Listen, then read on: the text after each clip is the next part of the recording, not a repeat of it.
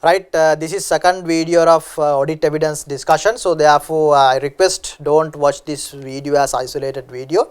Please go back to the webinar number 5, audit evidence discussion, and watch and come and look at this webinar number 6. Right, we have been in the process of discussing the audit evidence, and we have covered the auditing opening balances SLAVS 510. So that is one of the standard, important standard, and also we discussed the 3 past papers. So now I'm going to continue the balance part of the balance, another standard which is interconnected with the auditing opening balances, that is auditing comparative information. So auditing comparative information, auditing comparative information, or we call without word call auditing, well, let's say comparative information.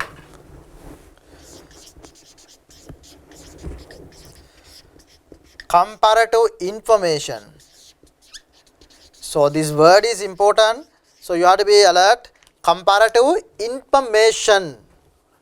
Comparative information. The standard is SLA US 710. So which is this is interconnected with the opening balance. So that's what this is a very small standard. That is why I have taken into this with the soon after the auditing opening balance standard. Right. Comparative information mean what? The comparative information mean, so what do you mean by comparative information? So now see, I am going to show you an annual report of a finance statement where, so it is discussed. So better to see the annual report and talk about, right? So let's see an annual report. So this is an annual report I downloaded from the Colombo Stock Exchange. So you also can go to the CSE.lk and download any of the company which you like an annual report, which I explained at the press webinar as well. So when you look at the annual report, so at the middle part of the annual report, as you are aware, so normally audit report is there, and after the audit report, this is the audit report which we discuss, and then there is a statement of financial position and the statement of comprehensive income, statement of changes in equity, statement of cash flows, and there are many, right? And to see statement of financial position. Statement of financial position, if you see, so okay, look here, so this is the so we have the line item, equity account and investees, investment, deferred tax and all that, and 2020 figure is there, 2019 figure is there. So look at carefully, 2020 figure is there and 2019 figure is there, right? Now when you go to the audit report, carefully look at 2020 and the 2019, and when we go to the audit report, we will read the audit opinion. In the audit report, we will look at the opinion section. Opinion: we have audited the finance statement of Renuka Capital PLC, the company which comprised the statement of financial position as at 31st March 2020, and the income statement, statement of comprehensive income, and statement of changes in equity and cash flow statement for the year then ended, and not to the finance statement, including summary of significant accounting policies and policies exhibited on pages 47 to 79. Read: in our opinion, the accompanying finance statements of the company give a true and fair view of the financial position of the company as at 31st March 2020. So that means we are giving an opinion only on the finance statement of financial accounting balances which are available at 31st March 2020, even though in the balance sheet we have given the two different figures, 2020 and the 2019, both the years figures we have given, but in auditor's opinion we give only to the current year finance statement. So and of their financial performance and cash flow for the year then ended, in accordance year then ended, then we are talking about, no, we are talking about only the 2020, we are not talking about the 2019. So therefore remember, in Sri Lankan context, the auditing finance statement audit report goes to only for particular 1 year, even though even though the finance statement contains comparative information. See, if you look at again the balance sheet, if you look at again the balance sheet, 2020 and the 2019, even though 2019 figures have been given, we give our opinion only for 2020. So then why these 2019 figures are given? The 2019 figures are comparative information. This is a comparative information which are given for the intended users for read only, or to give a better understanding, or to give a better analytical understanding. So this particular comparative figures have been given, right? So I hope that you are clear with that. So this 2019 figures we call as a comparative information where auditors don't give an opinion. So that the standard in the summary, very short standard, maybe 10-15 minute discussion. So 2019 figures are called comparative information. You can see when it come to P&L also the comparative informations are given 2019, and even when you are going for the notes, everywhere when the current year figure is given, we always giving the link, or we always giving the relevant information of the previous year. You can see in the particular notes also. So this note also you can see 31st March 2020 and the 31st March 2019. So the comparative finance statement figures are given, right? So now look at the board. So the comparative finance statement or the comparative information, why I told you this is comparative information, now you have an understanding what is meant by comparative information, right? Remember, now I am going to give you an important point. This has never been tested at the examination, but this could be tested for a MCQ question probably. This comparative information has a two thing. Comparative information has a two thing according to the standard. One is corresponding figures,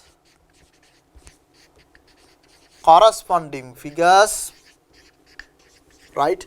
Other one,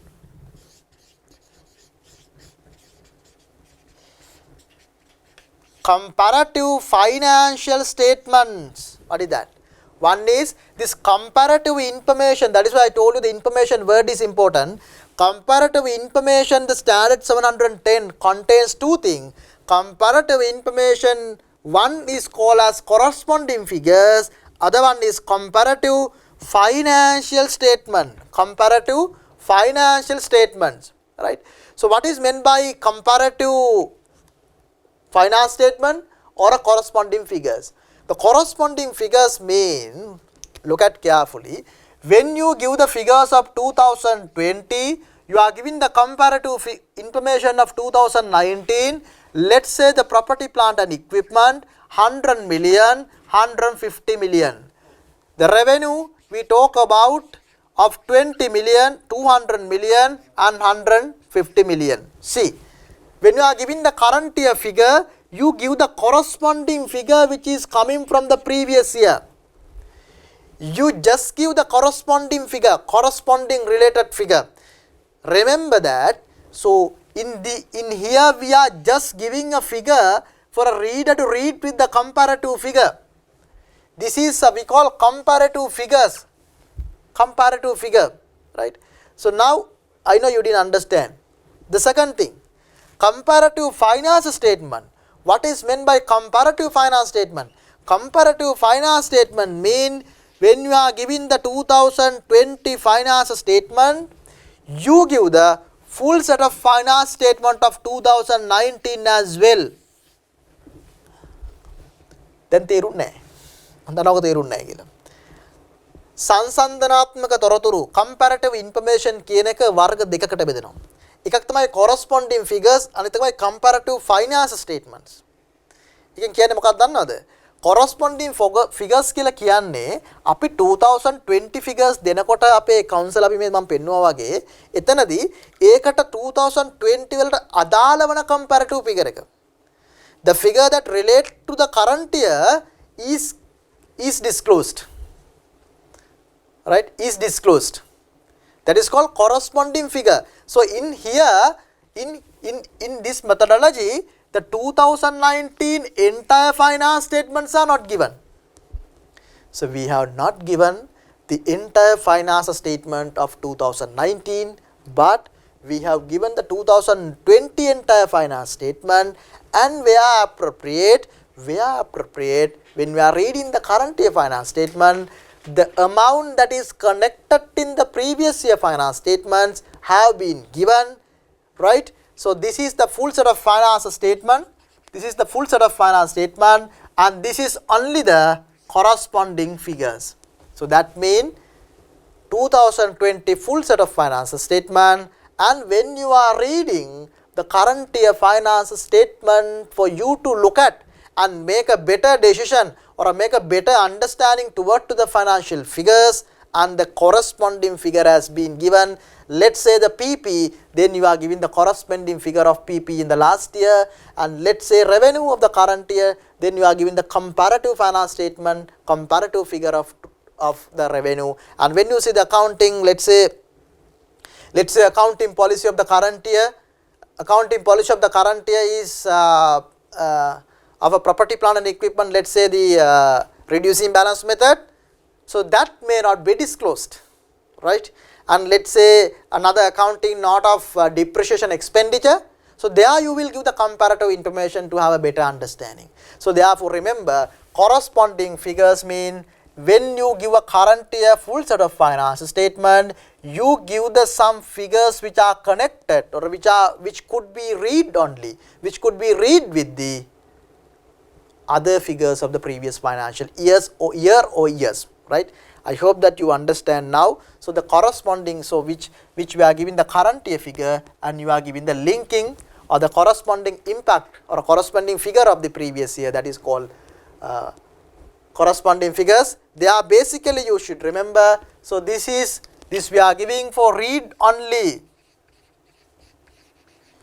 So that means, so we are giving read only category. So when you are reading this current year figures, you can read with the previous year figures, then you have a better understanding, right? But remember this, right? But when it comes to comparative finance statement, under the comparative information, so 2020 also will give a full set of finance statement, right? In 2019 also, in the same booklet, we give a full set of finance statements. You got the difference? Here is current year full, and here also current year full. That anyway we have to give, no. But when you look at the comparative of the, here we give only the figure that is connected with the current year figure, then only for read only purpose. But here no, not only that, everything of the full set of finance statement of the previous year is included in the current year finance statement. When you take the current year finance statement that has maybe two finance statements, which are 2019 and the 2020, full set of accounts are given, so that is called comparative finance statement, but here is only a linking figure has been given, right? When it comes to here,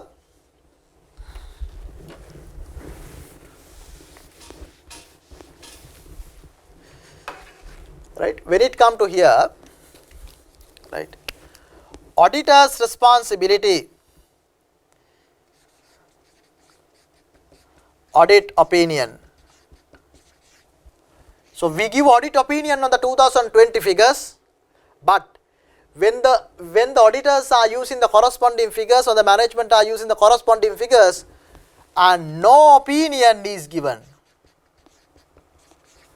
that mean, now try to understand how I explain.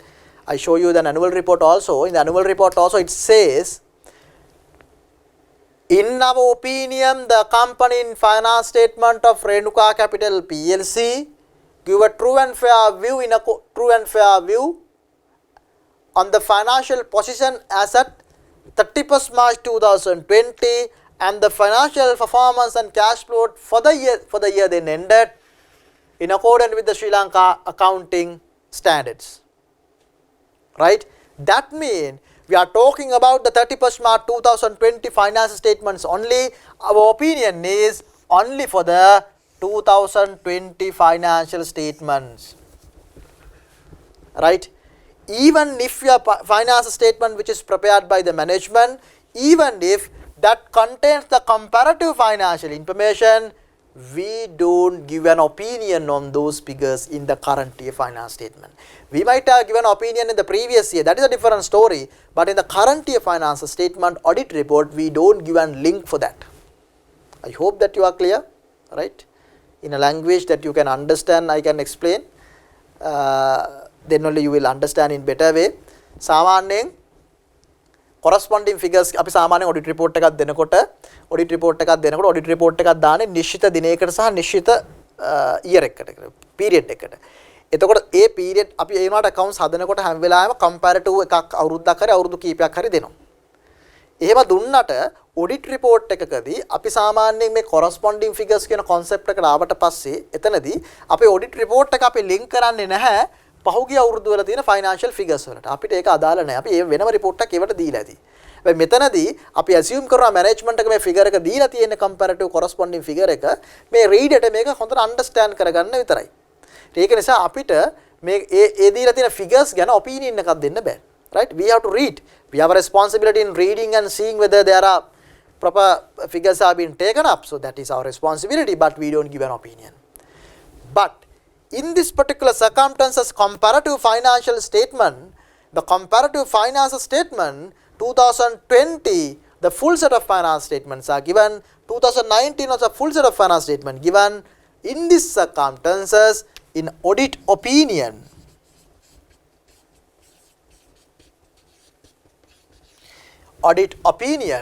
covers all the periods which are presented.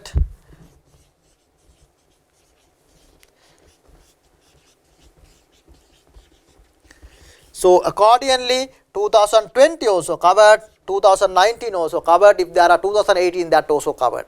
So all the finance statements which are presented is covered in the comparative finance statements are given in the finance statement. But if the corresponding figures are given, that is not included in the audit report.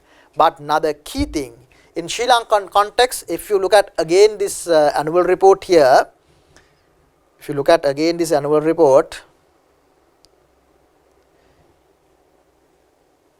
in this balance sheet, this is a corresponding figures, right? So in this particular finance statement, we don't have a comparative financial statements. Remember, in Sri Lankan context,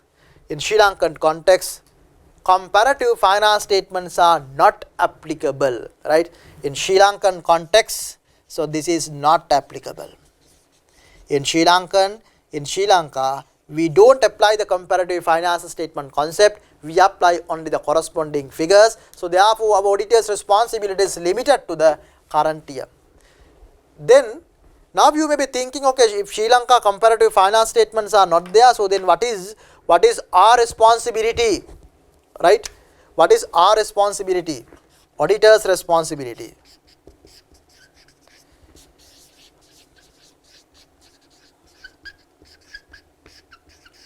Right? Auditor's responsibility, the number one, right? We need to see the financial reporting framework requirements. So that means we have to see the country we are in, maybe Sri Lanka, India, or maybe UK, USA, Australia, New Zealand. So wherever the country financial reporting framework, it may bit change sometime. The certain countries corresponding figures are applicable, certain countries comparative financial statements are applicable. So therefore, first of all we have to see the as auditor, so what is the financial reporting framework talks about? So what the guideline they are given in terms of the comparative information. Again I am highlighting, sometime I also make this mistake. Comparative information, and don't get misled. Comparative information has two things, corresponding figures and the comparative finance statement. This definitely you will go wrong. At the exam, there is a higher possibility of you could go wrong there, right? And as auditor, we have to see the financial reporting framework requirement in terms of the comparative information. And number two, we have to see whether accounting policies consistently applied.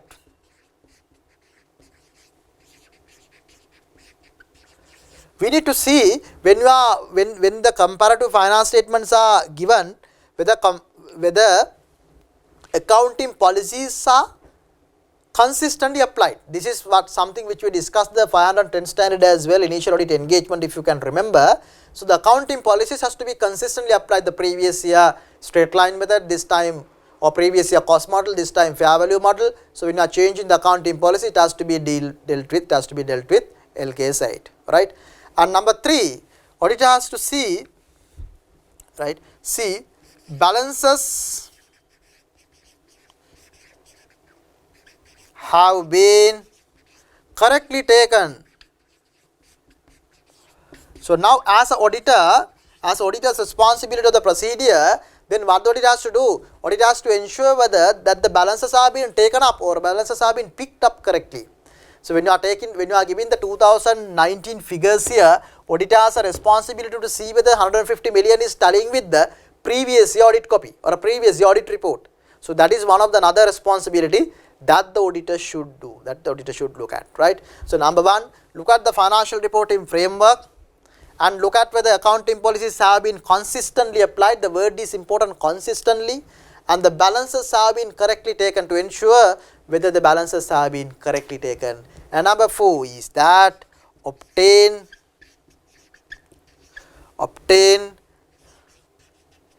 written representation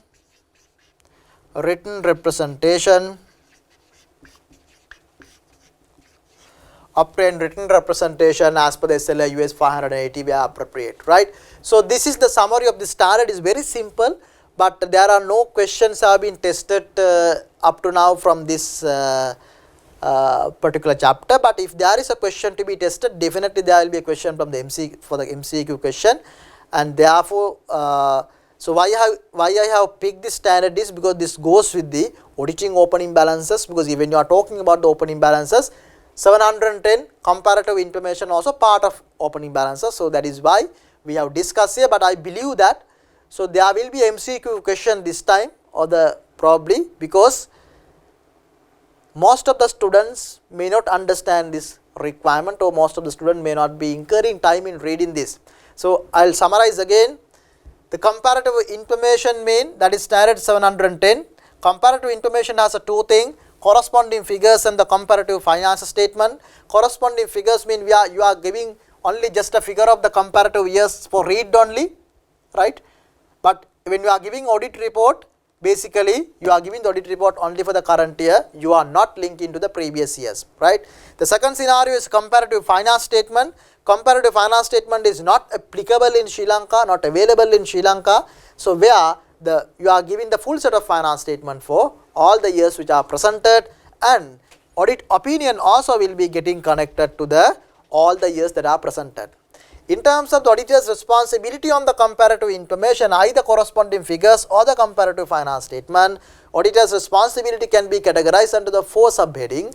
Number 1, so auditor has to look at the financial reporting requirement, whether it is a corresponding figures or comparative finance statement, or what is the requirement, what is the legal background, that we need to see. And the second thing is whether to see whether the accounting policies adopted in the previous year and the current year or the previous years have been consistently applied.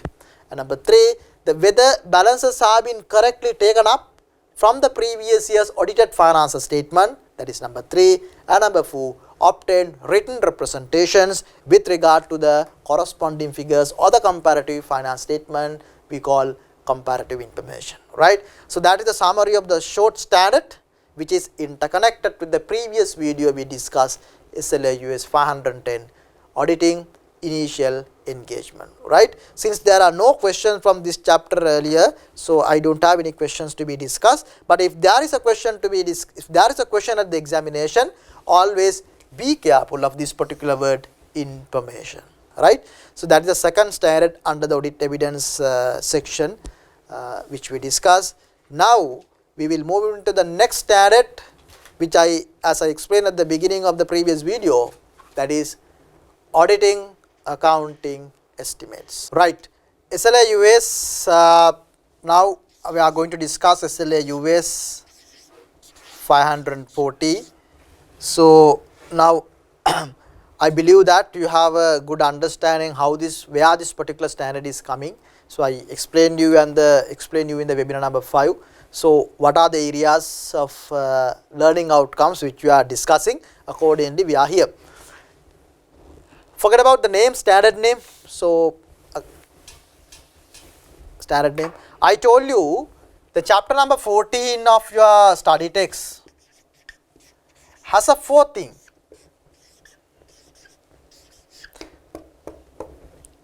Related party transaction, going concern, subsequent event, and another one is accounting estimates.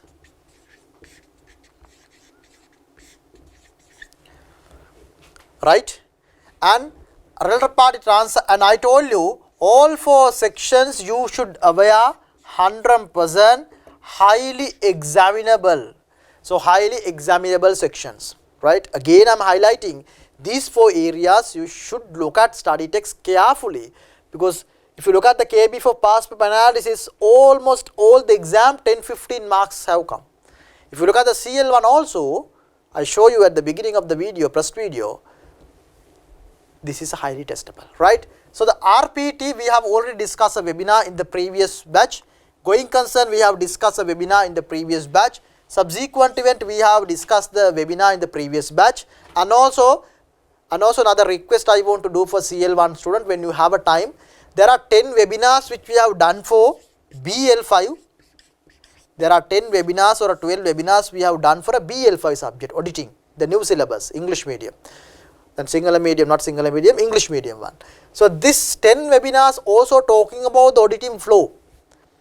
So if you have a time, and before the examination, especially with regard to the auditing application, so when you have a time, just look at, because the foundation or the foundation that we made at the BL5 webinars are strongly useful at the corporate level examination as well. Okay.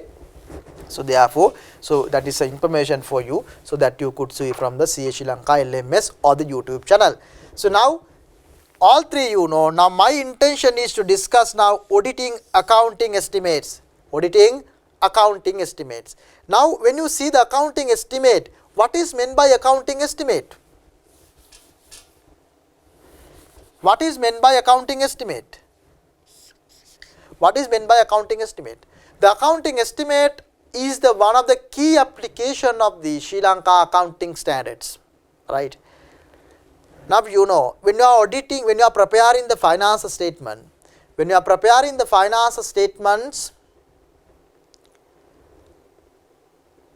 most of the scenarios the management has to excel their judgment, because exact amount cannot be determined. Now when there is a circumstances in the preparing the finance statement, the exact amount cannot be determined. So that is called an accounting estimate. When the exact amount cannot be determined, what you take? You take an approximate amount. You take an approximate amount using the judgment. This would be the amount, right? That is called an accounting estimate. So the accounting estimate, you know, basically in your finance statement there are so many accounting estimates. Now if somebody says this particular computer or this the camera which is being recorded here, or this whiteboard, or this my mobile phone here, how many years could be used? අවුරුදු කීයක් පාවිච්චි කරන්න පුළුවන්ද? accountant A කියන එකනා අවිලා කියනවා මේ AC machine එක අවුරුදු 10ක් පාවිච්චි කරන්න පුළුවන් කියලා, 10 years, right? accountant B කියන එකනා ඊළඟ මාසයේ accountant A resign වෙලා accountant B ආවට පස්සේ යා කියනවා මේ AC machine එක අවුරුදු 8යි පාවිච්චි කරන්න පුළුවන් කියලා, right? engineer mechanical engineer කියනවා නෑ මේ AC machine එක අවුරුදු 20ක් පාවිච්චි කරන්න පුළුවන් කියලා. CEO කියනවා අය අවුරුදු 20ක් මේ AC machine එක අපි අවුරුදු 30ක් පාවිච්චි කරන්න බලන් අපි ඔයිට කලිනුත් පාවිච්චි කරලා තියෙනවා 30යි. Now anybody can tell the number of years. How this comes to the accounting? Based on the number of years or a useful lifetime of the particular asset, the economic life of the particular asset which the results are generated to the company, economic outflow, inflow, it comes to the business. According to the useful lifetime, you decide the depreciation rate. So if you decide the depreciation rate, so there if this accountant will use the depreciation rate as a 10%. If you go by this person, then the depreciation rate will be 5%. You see, according to the person to person judgment, the depreciation rate is going to change. It is not just a matter of rate. And when you change the depreciation rate, of course, the P&L amount that is charged to income statement or the expenditure that is charged to finance statements are going to be changed. So accordingly, if someone wants to manipulate the finance statement, or if someone wants to engage in the fraudulent financial reporting as we discussed in the fruit standard, it easily could be done from the accounting estimates. That is why accounting estimates are so important as far as the external auditor is concerned. තේරුණාද කියපු ටික? තේරෙන්න ඕනේ. Accounting estimates everywhere in the business organization when you are preparing the finance statement, right? Example, depreciation is an accounting estimate where you cannot exactly tell how many years this building building will be there. And number 2, impairment of the financial statement, financial asset or an unfinancial asset, all are judgment. දැන් මම බැංකුවක් නම් මම loan එකක් දීලා තියෙනවා නම් අවුරුදු 10කට loan එකක් කෙනෙක්ට දැන් මේ කොවිඩ් නිසා ඒ මනුස්සයා සල්ලි ගෙවන්න නැති වෙයි කියලා අපිට හිතෙනවා. එහෙනම් ක්‍රෙඩිට් ඉන්ඩිකේෂන් එකක් තියෙනවා. ඒතර අපි ඒ වෙලාව බලනවා එහෙනම් මේක ඉම්පෙයාර් කරන්න ඕනේ දැන්. ඉම්පෙයාර්මන්ට් එක කරන්න ඕනේ. අර මනුස්සයා සල්ලි ගෙවයිද නැද්ද කියන එක කවුද දන්නේ? All judgment. We don't know. We don't know he will pay 100,000 or he will 10,000. So we make some assumption, we make some judgments, and we come to a conclusion that this much of amount will not be paid. All are judgments, all are approximate amount. When you are auditing approximate amount, how you can verify that? It is really challengeable, right? Impairment, right? And number 3, warranty provision. So warranty provision, you know, when you go and buy maybe AC machine or maybe fridge or maybe computer or maybe your vehicle, there is a warranty period, right? When you are giving a warranty as a company, you don't expect each and every the good to be returned back. Are you expecting? No. We expect some percentage. Let's say if you make a sale of 100 cars, you expect 1 or 2 cars will be returned back due to some issues. When you make a sale of 100 AC machines, you expect maybe 10 machines will get returned due to some technical issues. So accordingly, when you make a sale today, now, you have to estimate how many vehicles will come back to us. Then accordingly, when you are recognizing the revenue today, particular expected expenditure, then api other revenue 31st March 2021, when you recognize the revenue, right? And if you feel your warranty period goes till 31st March 2025, in this period, in case if this particular goods return back to us, for that if we have to incur some additional cost, that expected cost also has to be recognized when at the time of revenue is recognized, right? For that, who knows? We cannot tell the future. We cannot tell what will happen. And now COVID does come. Who predicted the COVID, right? All the companies who want the impairment provisions and everything are depending on the COVID factors now. Who predicted? So all these are unpredictable. So there is an unpredictable portion involved in the accounting estimate. That is why we believe this is risky, right? Accordingly, warranty provision also an amount that we judge the auditor today or the management today, which cannot exactly tell the amount, right? And the number 4, litigations. So what is meant by litigations? if a group of employees who have left the company have filed a case against us, always very common question in auditing papers. So group of employees who left have filed a case against us demanding a 500 million. Now we don't know whether we will have to pay or not, whether this is a probable payment or a possible payment, we don't know. So accordingly, all these are judgment. Okay, let's say it's a probable payment, that means there is a present obligation today to make the payment, but we don't know exact amount, how much the court will decide. Court will say 50%, 100%, 110%, 120%, we don't know. So all those are judgmental application where you have to decide the figure, right? So accordingly, litigation also could create accounting estimates, right? And next one, number 5, fair value assessment. Fair value assessment. Let's say you have an investment property, the land near Golface, let's say Golface, there is a land, right? Or there, let's say there is a land in Columbus Zone or Kandy. Now this land is kept for rental purpose or the capital appreciation. If yes, then you have to recognize as an investment property according to the LKS 40, right? And the investment property, the subsequent measurement, you have the fair value model and the cost model, and you opt to go for a fair value model. When you go to the fair value model, you have to assess the fair value of that property using the SLFRS 13, either level 1, level 2, level 3 valuation, right? Now when you are assessing the fair value, so can you tell exactly, can you tell exact amount at what value you will be able to sell this property, or at what is the value that will be used at the arm's length transaction? Can you tell?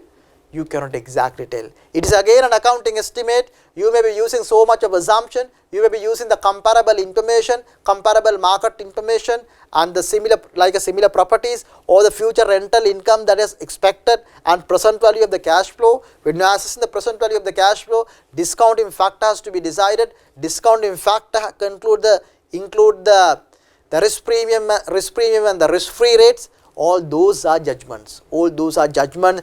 End of the day, all those judgments are interrelated and interconnected and getting together and finally deciding a figure. That figure decides the end of the day financial position and the profit of the company. That is why we believe that accounting estimates is always subject to audit risk. Now, so you understand now, I give you a few examples: depreciation, impairment, warranty provision, litigation, fair value assessment. Likewise, there are many too.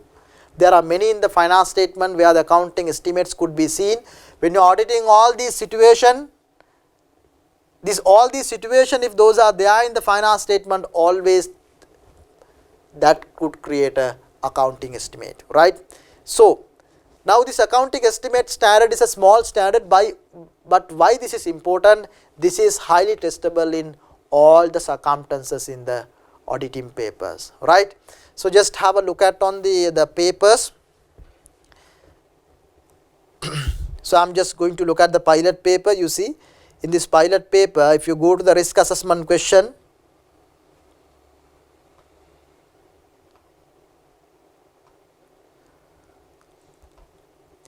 if you go to the section number 3,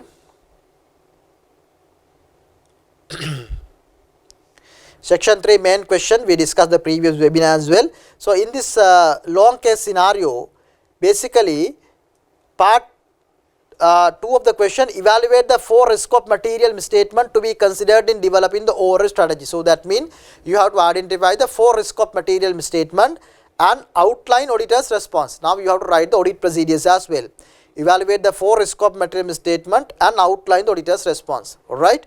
So when you are identifying the risk of material misstatement in this long case scenario, if you can remember, we identify revenue recognition as a risk, but revenue recognition is not an accounting estimate. Okay. The secondly, we recognize share based payment. Secondly, we recognize in this question, see, we recognize number 1, if you can remember, revenue. We recognize second one, SLFRS 2, share based payment, right? And number 3, we recognize revaluation of property, right?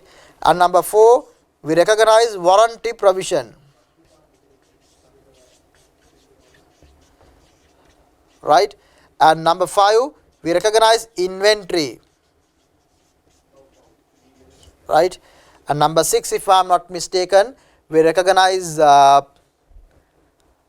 inventory, warranty provision, revaluation, share based payment, and the revenue, and one more was there, SLFRS 16,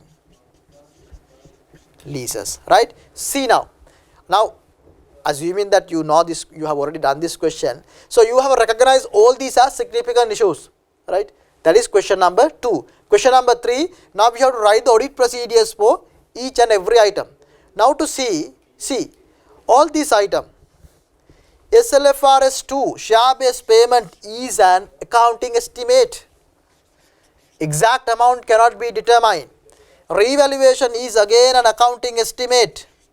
Exact amount cannot be determined. And warranty provision again an accounting estimate.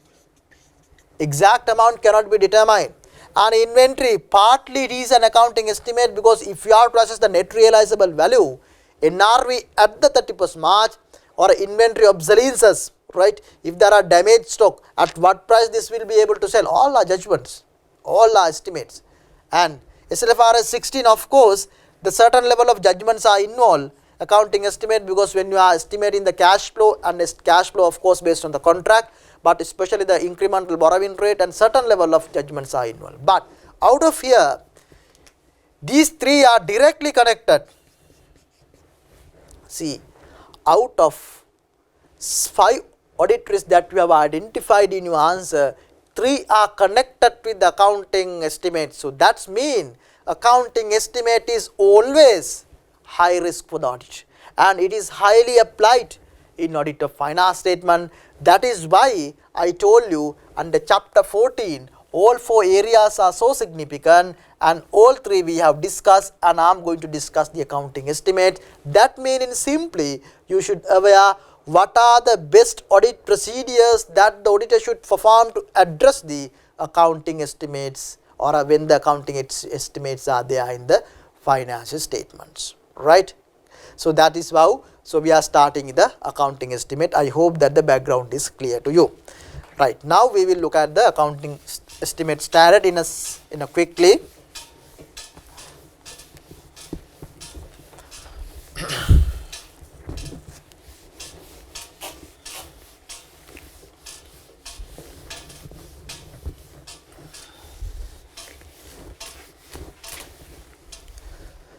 Right.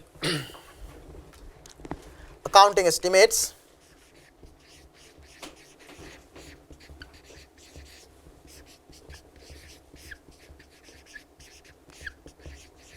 Accounting estimates. The accounting estimate standard is SLA US, auditing accounting estimate 540. So this has a 2 things: fair value of account balance, assessing the fair value of accounts balance, and the related disclosures. There are 2 things that the auditor has to look at. One thing is fair value, right? So the standard name, if you read, the standard name is 540, auditing accounting estimates including fair value of account balance and the related disclosures, because in this fair value concern, the disclosures are very much important, or the accounting estimates are concerned, disclosures are very much important, because since we cannot tell an exact amount,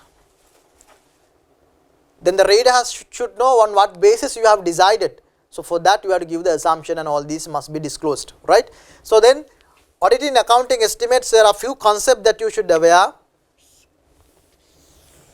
right? Definitions, few definitions that you should aware. Number 1, what is an accounting estimates? That you aware, I discussed. What is an accounting estimate? It is a situation where the management cannot decide the exact amount, and the areas where approximation figures are decided, or figures are decided to an approximate figure. So that's the definition. That definitions are not tested in your examination, but just keep on your understanding. That is what called accounting estimate, right? And including examples. So I gave you 6-7 example that I am not going to write here in the previous slide or a previous discussion. I did that, so I hope that you are clear. And number 2, right? There is a something called estimation uncertainty. What is that? Estimation uncertainty. So estimation uncertainty means what? When you are estimating something, there is a possibility that might not be the correct answer. Now if I believe that this estimation can remain for another 10 years, sometime that may not be, or that may not, 10 years will not be there. Because always estimation carries a part of uncertainty. දැන් කවුරු යවුවොත් මම කොච්චර කාල ජීවත් වෙනවද නැත්නම් ඔයා කොච්චර කාල ජීවත් වෙනවද කියලා කාටවත් කියන්න පුළුවන්ද? කියනවා නැහැ තා අවුරුදු 20ක් නම් අනිවාර්යෙන් ඉන්නවා. හැබැයි 18 මැරෙන්නත් පුළුවන්, හෙට මැරෙන්නත් පුළුවන්. Right? All these accounting estimates carries an uncertain portion of uncertainty. So therefore, there is a definition given in the standard, estimation uncertainty. Whatever the estimates are made by the management has an uncertain part. If that estimates are done by the auditor, still that uncertainty is there. Always that has to be considered. You cannot come to exact amount, but always in judgment, looking at all the factors, we will be able to reduce the uncertainty, but you cannot eliminate, right? And the number 3 you should aware, management point estimate. What is that? Another one is there, auditor's point estimate. So management point estimate and the auditor's point estimate. So what is that? So let's say there is a land in a company, there is a land, this land is measured at fair value, right? And land is located in Colombo 7. This is a 10 perch land, right? And we are to assess the fair value. We are using the property valuer, and property valuer has given the value 10 perch into 5 million. Per perch value is 5 million, right? And 5 million. Then accordingly, your total value is 50 million, right? Now, but there is estimation uncertainty part in this 50 million. Sometimes you cannot say exactly 50 million.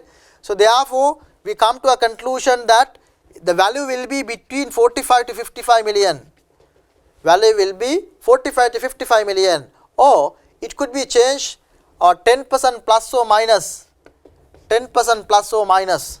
So since has a point estimate, so it could change. Now we are believing that 50 million, but it is within the range of this, the best since this is within this range, and our best estimate will be the 50 million. So this is called management point estimate. Point, slight changes could happen.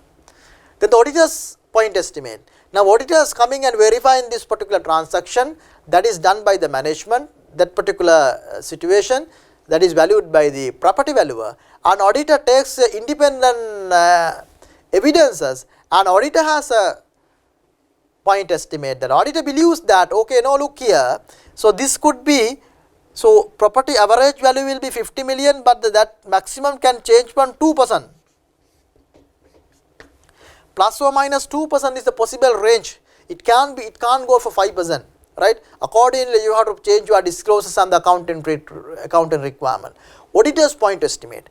When the management conducts, or when the management has done an accounting estimate, an auditor always try to develop a point estimate to come to a conclusion, right? Auditor believes that if there is a land in Colombo 7 area, if the land per perch value is between the 3 to 4 million, then auditor is going to accept, because that 3 to 4 million is going to be the auditor's point estimate, right? If there is a warranty provision, let's say warranty provision of a company,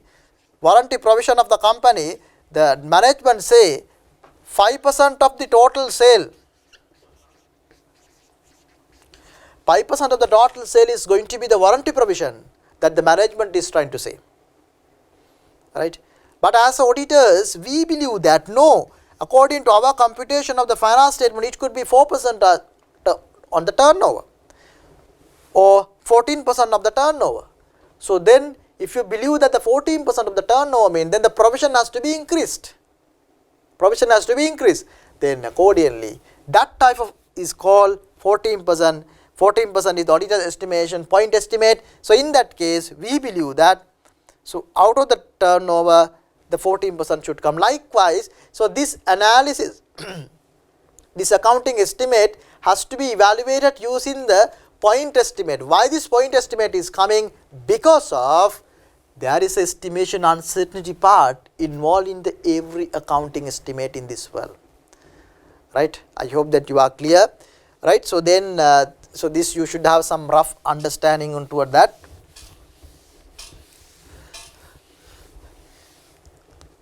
Right, as I told you, these examples you have to remember. Okay, so the accounting estimates example.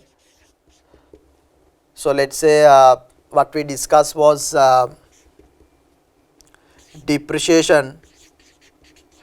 But then you won't go wrong. You won't go wrong when you see this type of thing. Immediately you know the procedures. Depreciation, maybe impairment, right? Inventory provision,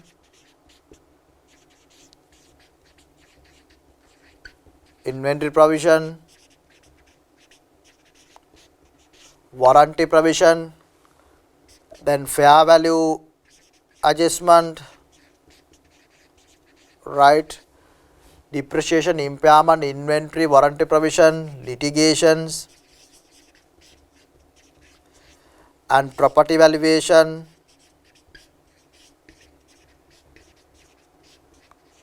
and actuarial valuation of gratuity valuation,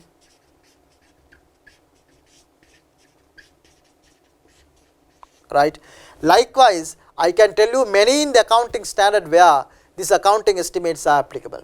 Now, if you see, all these are high risk, all these are high risk of audit, right? High risk of audit.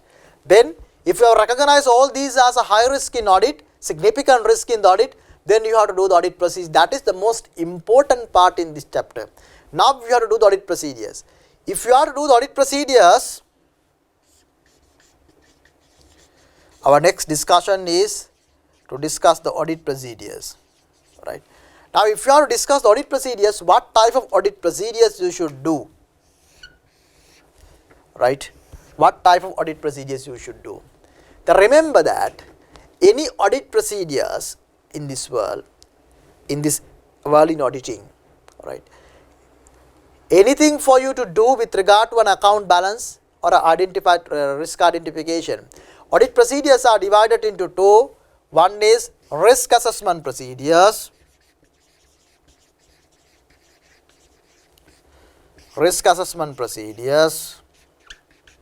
right? And further audit procedures, we call further audit procedures, right? Or we simply call substantive procedures,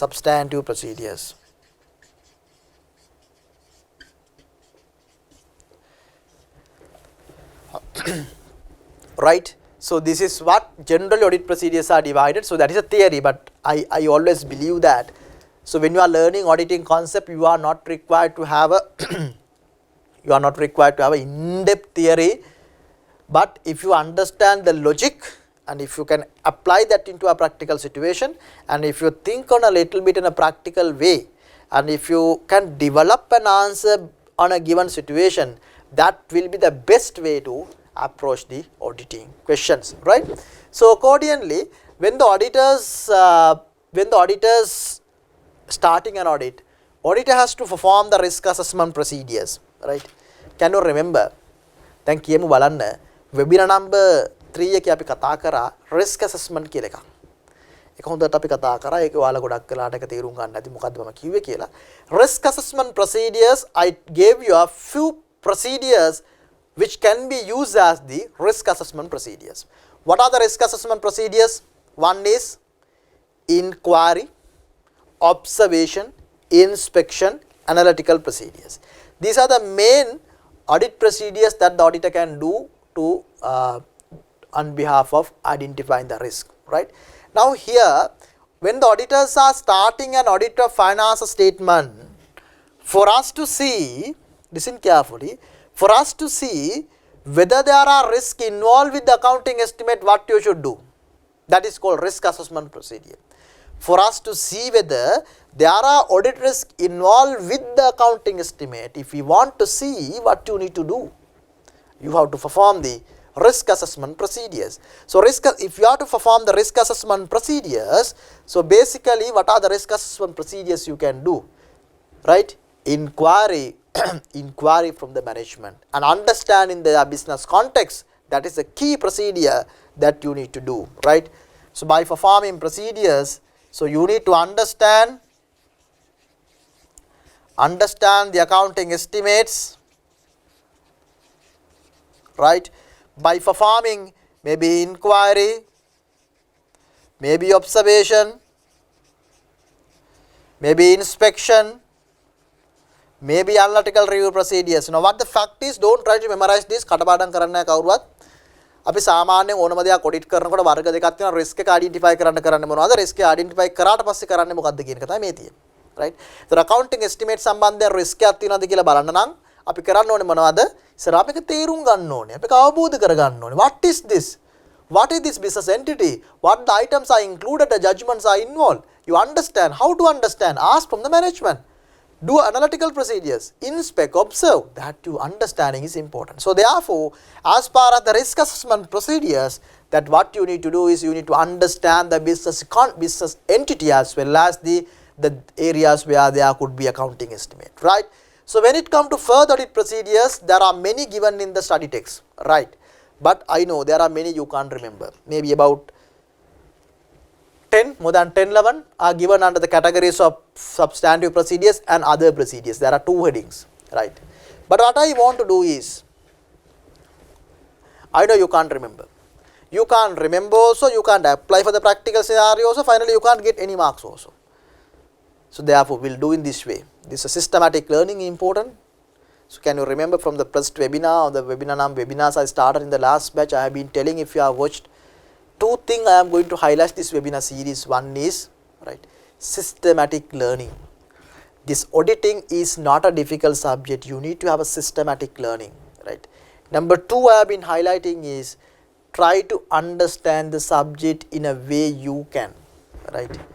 If you can't understand an English or a difficult English, and then forget about that, try to understand the language that you can. And try to, rather memorizing the way, try to understand the concept through one small example. Think this, all this auditing is not landed from somewhere. This is in our part and parcel of life. And if you think on that, and third thing I always highlight, once you think that, try to develop an answer for a practical scenario without looking at the books. Don't expect book to give you an answer. Try to develop your own thinking. And when you write the first question answer will be totally wrong. When you are writing, when you are developing like that, totally wrong. But you are not giving up. You are writing likewise 5-6 questions, that gap will come down. So that is going to happen. So please follow these 3 instructions. Definitely, auditing is not going to be another difficult subject, and you could definitely get through the examination, right? So further audit procedures, I am going to tell you 5 procedures you shall remember. Any of the accounting estimates, these 5 you can remember. That remembering that 5 is not enough. You can't just write at the exam. You have to link to the case scenario and write, right? That skill you should develop. දැන් මේ අපි standard එකේ තියෙන මේ audit ප්‍රොසීජර්ස් පහ කටපාඩම් කරා කියලා ඒක ගිහලා විභාගයට ලිව්වොත් වැරදි, ලකුණු නැහැ. එහෙම ලියන්න බෑ. දැන් මේකේ අපි හිතමු උදාහරණයක් විදිහට මම දැන් දෙනවා මෙහෙම එකක්. Review the subsequent event is one of the procedure that can be done. Review the subsequent event. ලියනවා දැන් ඔක ගිහලා විභාගෙට. theory ප්‍රශ්නකට ලිව්වොත් ඕක හරි. practical ප්‍රශ්නකට ලිව්වොත් ලකුණු බිඳුවයි. Why is that? Because review the subsequent event is a general audit procedure for accounting estimate. Now you have to see the situation there. Now let's say inventory. So then review the subsequent is not correct. You have to write. So review that this inventory has been sold subsequently, and if yes, what at price, and look at the evidences and make the decision. See how nice. Let's say warranty provision. I am going to say, okay, auditor use an independent estimate for a warranty provision. You cannot use the auditor's estimate. You can say that auditor has to use the information given in the company, and using the industry knowledge of the auditor, auditor can or auditor shall prepare an independent estimate over the warranty provisions based on the revenue of the company of ABC. See how nice. So please make up අපි කියනවා අර දැන් makeup කරනවා වගේ. හරි දැන් අපි සාමාන්‍යයෙන් මේකප් නොකර සහ අපි ගත්තොත් වෙඩින් එක ගත්තොත් මේකප් නොකර සහ මේකප් කරාට පස්සේ කම්ප්ලීට් ඩිෆරන්ස් එකක් තියෙනවානේ. ඒ වගේ තමයි. අපි දන්නවා බේසික් ආන්සර් එක. හැබැයි ඒක විභාගයට ලිව්වට වැඩේ හරියන්නේ නැහැ. ඒක මේකප් කරලා කේස් එකට ලින්ක් කරලා ලස්සනට එළියට ගන්න ඕනේ. The skill must be developed, right? So we will see during our last part of the webinar series, we'll try to discuss few more questions. So at that time I will show you how that general answers can be modified into the case scenario in a simple way. This is not a miracle. This is not a rocket science. You know the answer, you just modify into the case scenario, giving link into the information given in the case. Right. Further audit procedures, basically these 5 procedures you should remember. Number 1. So I can write here, right? Yes. Number 1. Test the management process. What is that? Right. That means, now let's say the company has decided the impairment of a property to be 1,000 million. Company has told that the company property is going to be impaired at 1,000 million. Then what the auditor should do is test the management process. That means auditors generally try to understand how that management has done, what are the assumptions that they have used, what are the data that they have used, whether those data are reasonable, and who has done this one, what are the competence and capabilities of the person who has done. Test in the management process. So how they have collected the data, and what was the year of the previous year figure, so that all whatever I am telling is embodied in this answer.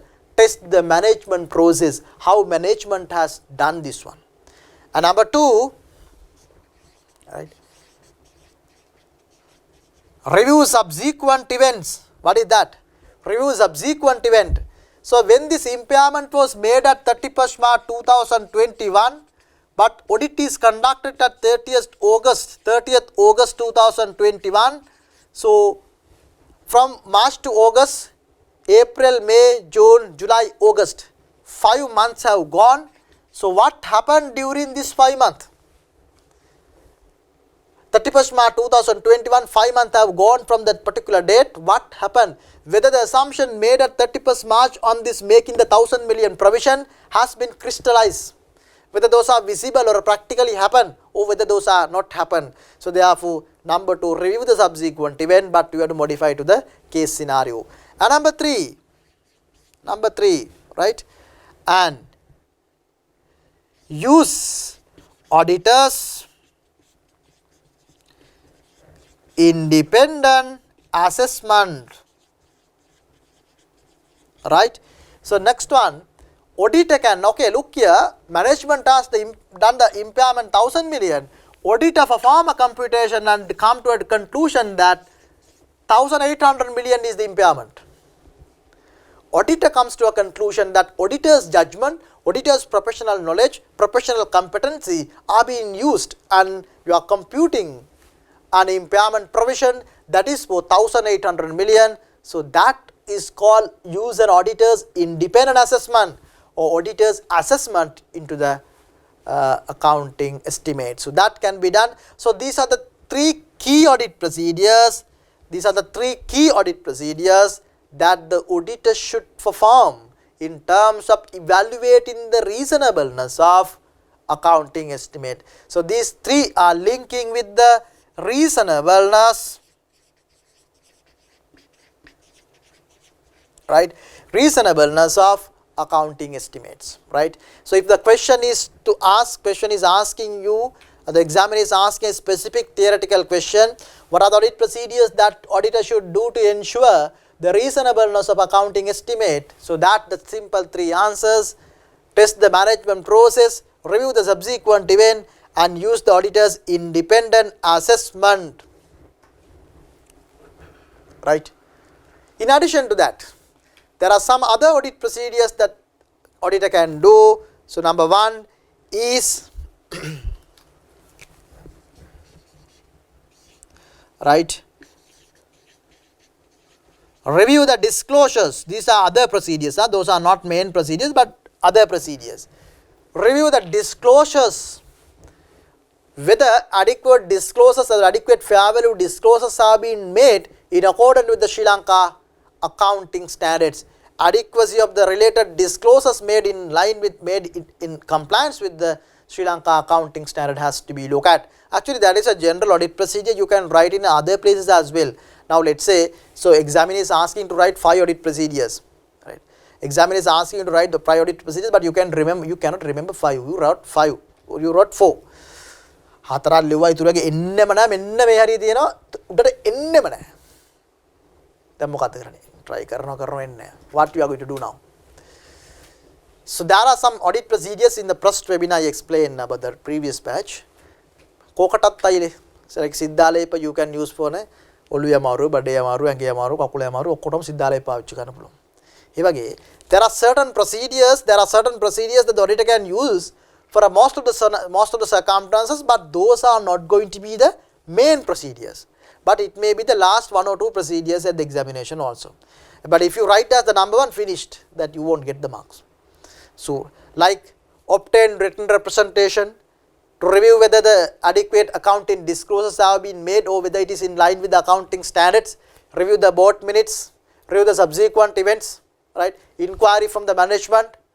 So in my short note, I have given that in the common procedures. These 5 procedures: inquiry from the management, review the subsequent event, read the minutes, obtain the written representation, right? So and ensure whether those are disclosed in the accounting standard. These 5 you can write in many places, right? At least obtain written representation and the inquiries from the management. These 2, where appropriate, you can write many places, but I don't recommend to write every place. But let's say another 5 minute time to submit the answer, and you have written the 4 audit procedures. Write that. Nothing to lose. Sometime you may, if you have to fail at 49 marks, 1 more mark and you will get through the exam. Right. So review the disclosures, and the number 5 is obtain written representation. Obtain written representation towards that. Now, there are 2 types of students I know. One type of student, they well study the standard study text and will write all the past papers, and they are well prepared for them. In your standard talks about the risk assessment procedures in detail and further audit procedures in detail. Further audit procedures also divided into two: substantive procedures that the auditor perform and other procedures. That is well organized in the study text, you can see. But there are students, they want to get through and they have not proper studies are done up to now. Only 1 month is there. Now I am telling, don't look at all those if you are short time. So what you need to look at? Look at these 5 procedures and memorize that 5 procedures and write the questions. So that will help you immensely, right?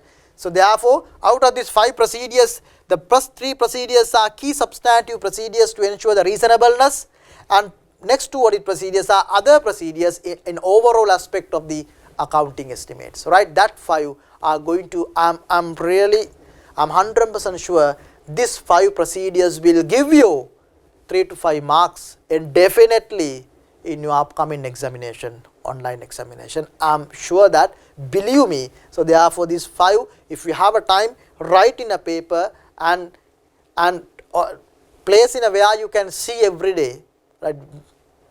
But before the examination day you have to remove, right? And place, then always you see that paper, right? And then automatically that 5 will remain with you.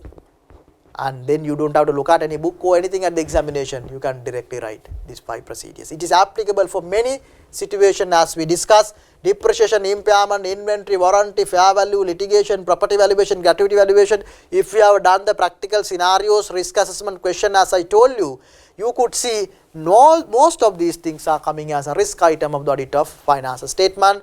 And also remember, the fair value related disclosures are important. That is why number 4th procedure has come into here, not like others, but these disclosures are very much important. Especially, so when you are auditing, you have to do the assumption and all that must be verified, data must be verified. So all those are coming under the test in the management process. So that is all about the theory that I want to tell you. But if you see a past papers, just to see on a paper, and so this question, as I told you, this question will come in a 2 ways. One is long case scenario as a risk response. At that time, remember, so if you are to write this type of question, always you should, these 5 procedures you should link to given situation and write. Don't write as it is, the answer may not be correct. You have to link to the point and the situation, and like in this particular question it says in the pilot paper, the revaluation of property. Then you have to link to the revaluation property and write the testing management process, what are the assumptions are involved, comparable properties. So likewise you have to elaborate the answer into the detail, then only you will get the adequate number of marks. Right. So this type of question will come. So I am not going to discuss this question now. So as I told you, at the end of the webinar series, I will be taking a one large case scenario and discuss, and at that time, so this commonly I will address a question. But just see another question here. KB for December 2018. So this paper is KB for December 2018. Question number 7. KB for December 2018, question number 7.